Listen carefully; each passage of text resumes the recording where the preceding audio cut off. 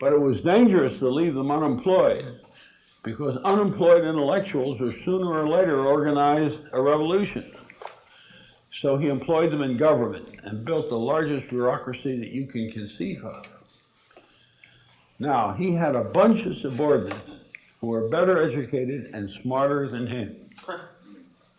And they didn't like his policies. What happened? No manager can effectively implement a policy that smarter subordinates can't subvert. He can't keep in touch with everything they do. And by God, they can keep anything he wants to do from being done in very subtle ways that he can never trace down completely. And that was his problem.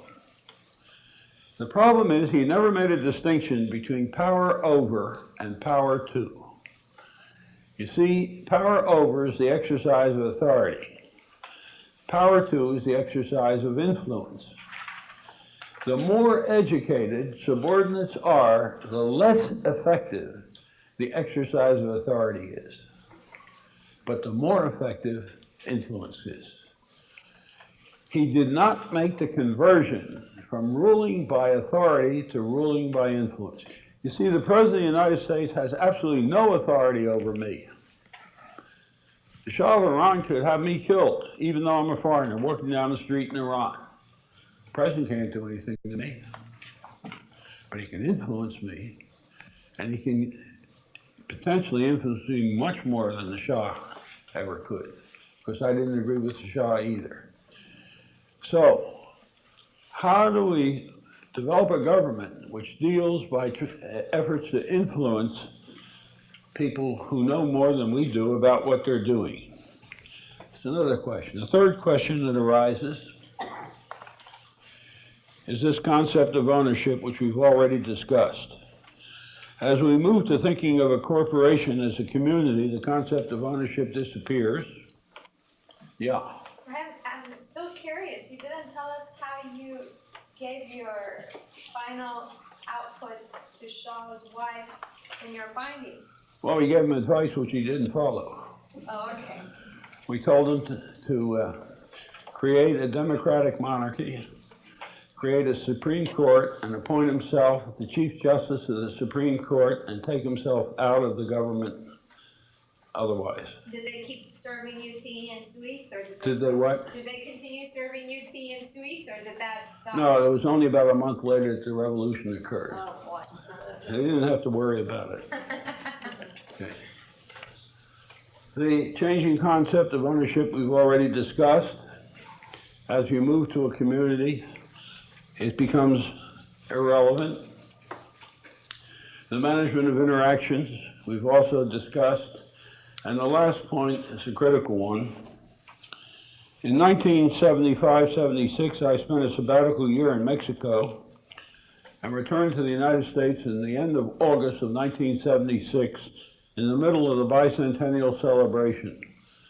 And the bicentennial celebration was centered in Philadelphia because that's where the Declaration of Independence and Constitution had been written. And we had all kinds of events going on. So when I met my first class, 2 weeks after I returned from Mexico, they were all full of the celebration. So I asked them to take out a sheet of paper and each one write down their definition of democracy. And they all did that. And we read their definitions, and it became apparent that there was no agreement on what democracy was. And that seemed odd, since here we were as a nation celebrating it, and nobody agreeing on what it was that we were celebrating. So we decided that it was important to spend time trying to find a definition of democracy that we could all agree to. This is what we came up with. In a democracy, everyone affected by a decision can participate directly or indirectly through representation in making that decision. So if you can't participate in making the decision, you can elect the person who will represent you in making that decision. It's participative decision-making. The second condition is everyone in a position of authority over others is subject to their collective authority. That means if I have authority over each of you separately. Say I can fire you because I'm your boss. Then you collectively must be able to fire me. That's what happened with Nixon. The people who elected him put him out of office. In a democracy, authority is circular, not linear. Okay? Third condition. Anybody can do whatever he or she wants to do, providing it affects no others or affects them only with their approval. So I can't do anything which affects you legally without your permission or tolerance of it. If I try to do something you don't want me to do, you can take legal action against me. That's the essential characteristic of democracy. Now, how do we introduce democracy into a corporation? It's done by observing one fundamental characteristic of a corporation, and that is that every organization, public or private, for-profit or not-for-profit, has a board. Now, the interesting thing about boards is nobody's ever questioned the value of a board. You may say this board is no good, but they don't say boards are no good. The board is a useful concept because it's the interaction between the management of an organization and its environment. That's its role, to produce that connection between the two. Suppose, since the board is a good idea, what we do is give every manager a board. If it's good for the CEO, why isn't it good for every manager? Well, let's see what happens if we do. Now we've got two questions. Who will be on the board, and what do the boards do? Well, we should be able to talk about them simultaneously, but we can't, so let's first talk about participation. Every manager has a board consisting minimally, and I want to stress the word minimally for the present. That manager is on his own board. His immediate boss is on his board. Why? Because whatever the board does, it could come in conflict with his boss, and you can avoid that by having his boss on his board. And his immediate subordinates are on the board. So every manager has a board that minimally consists of himself, his immediate boss, and his immediate subordinates. But every board has the freedom to select other members inside or outside the organization on the board and to establish the conditions. I mentioned yesterday that I'm on 3 corporate boards, and everyone is different. On one board, I have no vote. I am used only as an advisor on issues they think I know something about. But I sit there and wait until they ask me a question. In another board, I am allowed to vote in a certain domain of issues, but not all. In the third board, I vote on everything, like a vice president. That's up to the board. They invite me to participate and set the conditions. There's one constraint. The representatives of any group invited to participate in the board cannot exceed the number of subordinates on the board. So if I have 8 subordinates and they're all on my board, then the number of representatives of my customers and my suppliers cannot be as high as 8. It can be up to 7. For reasons I'll show you in a moment, the subordinates must be the plurality on a board. Okay. Now, look at the system. I have to go up. This is a simple picture of a 3-level organization that shows you what this looks like. If you look at manager of unit 1.1 and his board is shown over here, then he is a member of his board, his boss is a member of his board, and his immediate subordinates are members of his board. Now, think of these 3 levels. It's out of the middle of a big corporation going up and down. So that, for example, I have worked in corporations that have 18 levels in them. This is just 3 levels in the middle. This could be Boeing. Boeing has a lot more levels than 3. How many levels of management will the manager of Unit 1.1 interact with?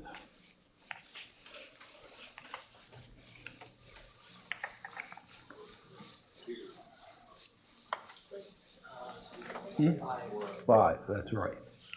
How do you get 5? He's on his boss's board, right? And his boss's board has his boss and his boss's boss. And he also has everybody else at his level. So there are 3 levels on his boss's board.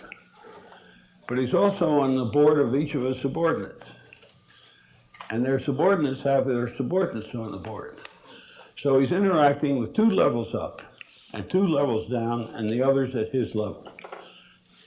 Even more than that, the highest level member on his board, which is his boss, and he's on his boss's board, the highest level member of his boss's board with whom he interacts is operating how many levels up?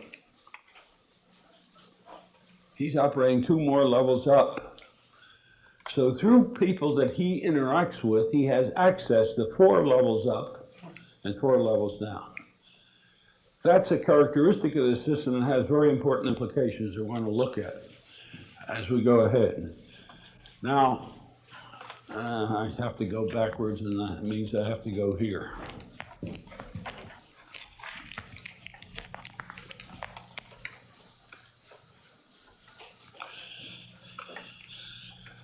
Every manager interacts with 5 different levels. Now, what are the functions of the board? No, it's okay. There are 6 functions of the board. The first one is every board plans for the unit whose board it is. This is a deviation from current practice. We have to stop using planners to plan, because most plans produced by planners are never implemented. There's a very simple rule. No manager will dedicate himself to the implementation of a plan which he doesn't feel he owns. And he never feels he owns a plan prepared by somebody else. So it's absolutely essential that the people who have to implement a plan do the planning. The function of the planner is to facilitate and serve as a resource for those who do the planning. Not to plan for them, but to enable them to plan for themselves more efficiently. And so each board does planning with the assistance of planners. The second thing they do is make policy. Policy are decision rules. There are laws and regulations. They are not decisions. Congress makes policy. The president makes decisions. The same division lies here. The manager is a decision maker, but his board makes policy, rules and regulations. That doesn't mean that the manager can't consult his board on decisions. He does all the time, in fact. But no matter how he consults the board, even if he takes a vote from it, responsibility for the decision is the manager's, it's not the board's. Responsibility for policy is the board's, not the manager's. The third function of the board is to coordinate the plans and policies made by the level below it. But who constitutes the plurality of the board that's coordinating the level below it? The manager of those units. So it's self-coordination with the participation of 2 higher levels of management. The fourth function is integration. You see, coordination is the management of horizontal interactions. Integration is the management of vertical interactions. And that's why it's important that each manager is interacting with 2 levels up and 2 levels down. That prevents a number of critical problems in most corporations from arising. Why? It turns out that at least half the problems any manager confronts is created by managers at a different level of the organization doing something, not intentionally to hurt him, but doing something which unintentionally has consequences that create problems at a different level. So when the University of Pennsylvania decided to start to overhead indirect expenses on research because it would increase the income of the universe significantly, they had no idea that this would put my research unit out of business. I called the vice president of finance and told him that. He said, why? I said, because although I'm only one of 14 research units in the Wharton School, My travel bill was larger than the other 13 put together because my people cannot do their research in the Wharton School. They have to do it on site. And I cited the fact that our bill for airplanes alone for Anheuser-Busch that year was $72,000. I asked him, do you think they're going to allow me to put a 65% overhead on those airplane tickets? I said, don't be silly. He said, of course not. He said, but I can't change the accounting system. You'll have to work it out. Well, we did. But the point is that the decision that was made at the top was good for the university as a whole. But it was going to destroy me as a part. Not because they wanted to, which would have been a different matter, but because they didn't know what the impact of that decision would be on me. That can't happen here. Why not? We avoid that kind of thing. Because every board making a decision has a vision down 4 levels. And therefore they can see the impact down. And they avoid making decisions which are going to affect lower levels without consulting those levels. And the same thing is true for decisions going up. The fifth function of the board is the one areas where they're allowed to make decisions. Decisions which affect the quality of work life of the members of the board. Only for the members of the board. But these are incredibly important. These can have an unbelievable effect on the performance of an organization. I want to give you a few examples. Alcoa Tennessee is the largest installation in the Alcoa Corporation. It was formed in 1906. It was unionized immediately by the United Steelworkers Union. Local 309, which has organized Alcoa Tennessee, it was the largest local in the United Steelworkers Union. The installation consists of 3 rolling mills, each more than a mile long, that produce sheet aluminum, which during the war was used for the outer cover of airplanes, and is now primarily used for beverage containers, but also things like Venetian blinds and other things sheet aluminum is used for, including foil. That plant ran into serious trouble in the period following World War II for a very good reason. During World War II, Alcoa Tennessee was turned over completely to the manufacturing of equipment to support the war effort. All of the work of Alcoa Tennessee was done on cost-plus basis. Now, if you want an example of the ultimate irrationality of man, it's cost-plus compensation. Why? Well, the answer is obvious. If a company wants to increase its profit and it's on cost-plus, how do you do it? Increasing your costs. It's absolute nonsense. Well, nobody knew this better than the union. So the union began to press Alcoa for increases in wages and restrictive work rules. Now, this is literally true. At the end of the war in 1946, the hourly paid worker in Alcoa in Tennessee was paid more than twice as much as the second highest paid hourly worker in the state of Tennessee.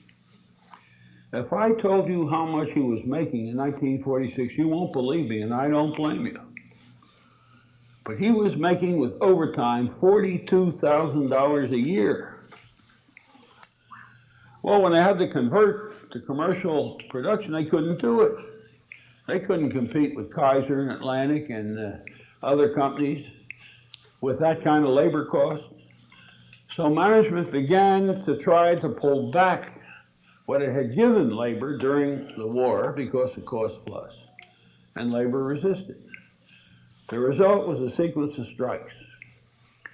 In 1978, they had the most serious one because the union loaded a freight car with dynamite and sent it into one of the plants and damn near destroyed it. The National Guard was called out and a number of people were killed. The corporate headquarters in Pittsburgh said, oh, the hell with this. You know, we've had enough of it. They announced that in 5 years, on December the 31st, 1984, that plant would be closed. Now, they had a certain amount of sympathy for the manager who was trying to run the place, so they relieved him. And they brought in a new manager to manage the demise of Alcoa Tennessee. He was a young metallurgist from Australia. He was an American who had been working in Australia for Alcoa, and somebody with whom I had worked in Australia. So shortly after he got the job, he came to me and described it. He said, I am not allowed to spend a single penny for investment. I cannot replace anything. I can only repair with what I already have in stock. I have to run this place down into extinction in 5 years, minimizing political problems, despite the fact that we are the largest employer in the state of Tennessee. He said, I got an impossible job. He said, I've been asked to officiate at a wake, which will last for 5 years. He said, that's not only impossible, it's a bore. Now, I want to make the job interesting, he said. How can I change Pittsburgh's opinion? Well, to make a long story short, we discussed how we might do it, and he converted to this system I'm describing to you. On a completely voluntary basis, with the collaboration of the union, the shop floor, the hourly paid worker, was given the opportunity to participate on the board of the foreman. And 65% of the workforce signed up. Within 2 months, it was up to 85%, but originally it was 65%. What did they go to work on? Quality of work life, immediately. 2 of the workers, at the end of one of the production lines, made a change as a result of their participation in the board that saved the company $1.25 million a year. I heard about this when I came into the plant one day, and they were all excited about this modification in the handling of the aluminum cylinders. So I went down to see these 2 men. They were in their 50s. They had gone to work for Alcoa right out of high school, so they'd been employed by the company for about 25 years. They were proud as punch of what they had done. They puffed up like peacocks. And then I asked them a question which shut them up completely. I said, how long have you known about this? And they looked down and wouldn't answer me. And I kept pressing. And finally, one of them mumbled, 15 years. I said, my God, you mean you know about what you did 15 years ago and you didn't do it? You know, they said. I said, why? I'll never forget their answer. I quote them exactly. Those sons of bitches never asked me before. See, that's what that's about. When you've got subordinates that know how to do what they're doing better than you do, you better ask them. And this is the device for using the knowledge that your subordinates have in the task that they're given responsibility for doing. You see, one thing a professor learns in the college, if nothing else, is the students will do what you expect them to do. You might not believe that, but that's absolutely true. If you expect students to cheat in an examination, they will never disappoint you. But if you go into a class, as I've done many times, and said, look, if you cheat, I don't give a damn. You're not cheating me. You're cheating yourself. I'm going to leave, and you can do whatever the hell you want, but you got to take the exam. I can tell you, nobody will cheat because you don't expect them to. Now, the same thing is true of workers. If you expect them to use everything they know in a job, they'll do it. But if you don't expect them to, if you expect them to be stupid, they'll be stupid because they don't want to disappoint you. This rule takes care of that. Now, the 6th and 7th functions are critical. Let me describe them briefly. Let's say this group of people are the subordinates on my board. Once a year, you will meet separately, and you have the following task. You're meeting without me. What do you suggest I do that will help you do your job better? Not what should I do to do my job better, but my subordinates tell me what they suggest I should do that will help them do their job better. And then I tell them what they should do that will help me do my job better. This leads to a collaboration between the manager and the subordinates where they're not adversarial, but complementary to each other. I gave a couple of examples yesterday. Let me repeat them briefly. The first board of this kind, the first use of this occurred at Anheuser-Busch a number of years ago, when the 11 vice presidents who reported to August Busch and formed his board met with me to decide what August Busch should do that would enable them to do their jobs better. They came up with 18 suggestions. They decided that I should make the presentation to August Busch, since we had worked together for over 20 years, and he wouldn't do anything to me. He was a tough guy, and they were concerned about the consequences of being indirectly critical. So we met in the boardroom, with me at one end of the table, August at the other, and the 11 vice presidents around the two sides. I explained what we had been through to August and said, now the first item on our list, August, is vacations. And he immediately broke in. He said, what the devil are you talking about? We have one of the best vacation policies in the United States. Everybody in this room is entitled to 6 weeks. And if they don't take the 6 weeks, but work, they get double pay for the time they work when they could have been on vacation. When they're on vacation, they have the use of 3 vacation houses that we own in the north, south, and in the middle. They have the use of the ocean vessels that the company owns, 5 speedboats, and 2 helicopters. What the hell are they complaining about? He said to me. I said, oh, she didn't let me finish. He said, what else is there to say? I said, well, there's a couple questions to ask. Like what? He said. How many weeks did you take last year, August? He said, I didn't take them last year because we had this price war with Miller's, and I took a weekend. So what about the year before, August? Oh, he said, that was the year that we had the trouble with the brew up in the north, and I had to go up to the brewery and settle. I just took a couple days. I turned to the group, I said, how many of you took 4 weeks or more? Nobody raised their hands.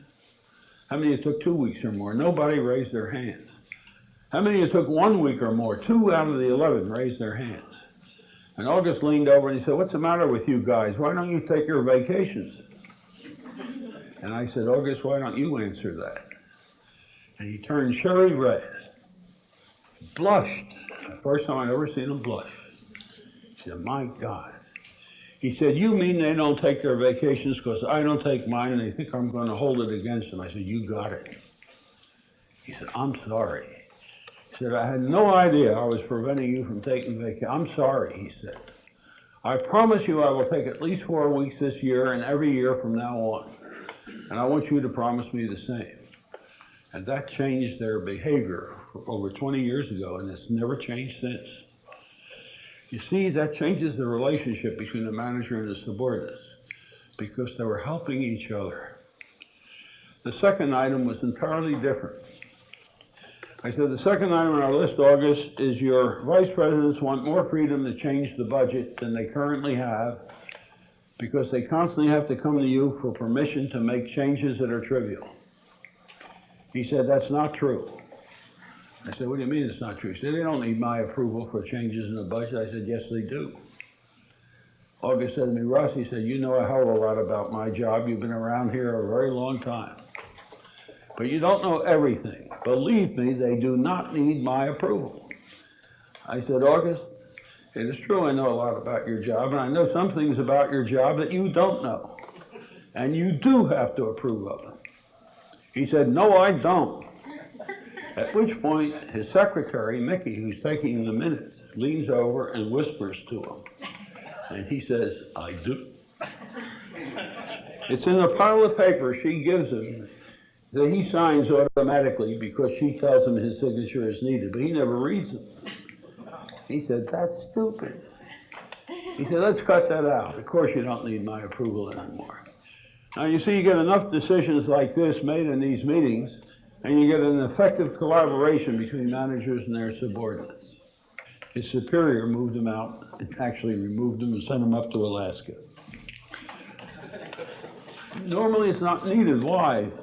Because when the collaboration begins, you learn something very important. No matter how bad a manager is, if he has supportive subordinates, they can make him look good. No matter how good a manager is, if he has hostile subordinates, they can make him look bad. The performance of a manager depends more on the performance of his subordinates than it does on his own. And that becomes apparent in this system where they begin to work together instead of opposed to each other. Now, this democratization process raises a series of questions. I only want to take one or two and then let you ask any questions you have of it. The most commonly asked question is this. If a manager has 8 subordinates, he has 10 boards he has to participate in. 8 subordinate boards, his own board, and his boss's board. When does he get his work done? Now, there are 2 ways of dealing with that question. The typical board meets twice a month for 2 hours each time. They spend 4 hours a month in meetings.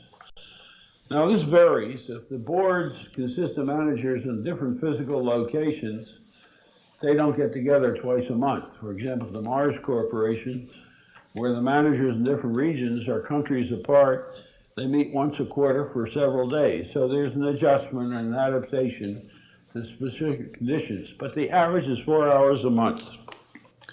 4 hours a month for a manager who in principle works a 40-hour week, but that's not true. We know that managers in the United States work an average of 63-hour weeks, but let's consider 40 hours. If he's in meetings 4 hours and he works 40 hours, what percentage is that?